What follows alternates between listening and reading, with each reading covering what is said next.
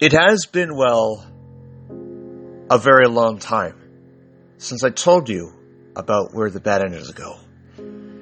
My grandfather, who worked on the railway and saw the true horrors of what actually happens to engines that misbehave, passed away not too long ago. I still have the very photo of that engine shed with those lifeless engines inside. I still wonder to myself to this very day, where could they be? But my honest guess is that they were too bad and suffered a fate worse than death itself. Now I have a loving wife with a child on the way in 3 months' time.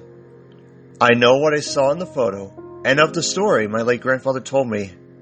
That's a place I won't be taking my child nor my family anytime soon.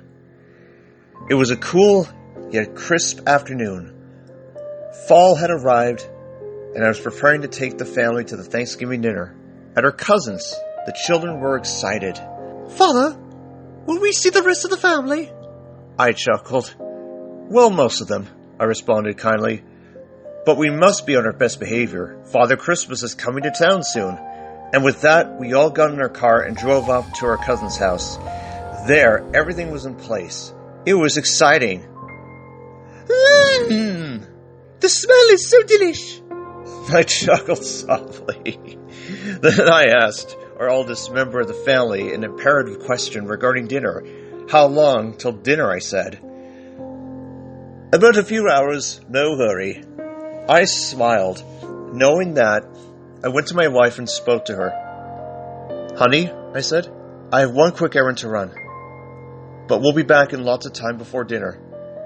She smiled at me and said, "Okay, sweetie, but don't be too long." As we kissed on the lips, I went to my car and headed down an old route I hadn't been on before. Wherever it took me would shock me by surprise. When I arrived, it was only under an hour. When I arrived, I promised to myself it would be 10 minutes, no more, no less.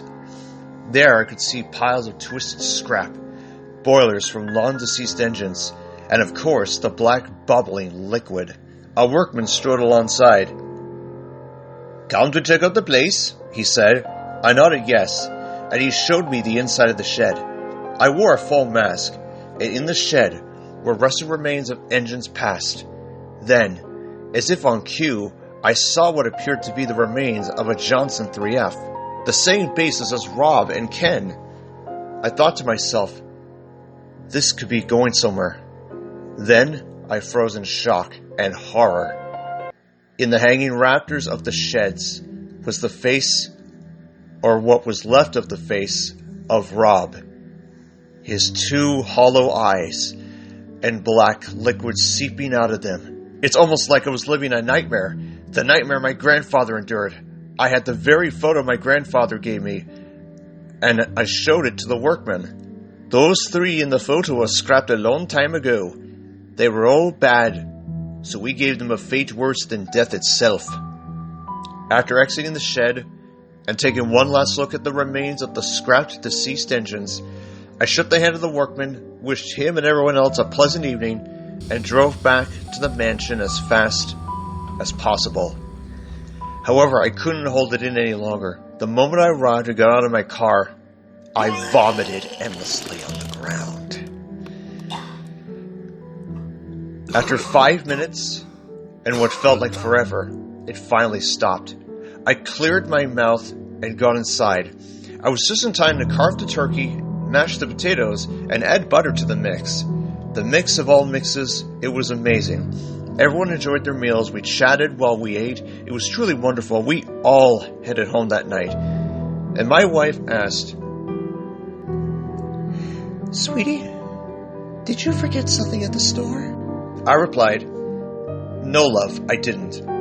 Had to tie up a loose end. That's all." "With work?"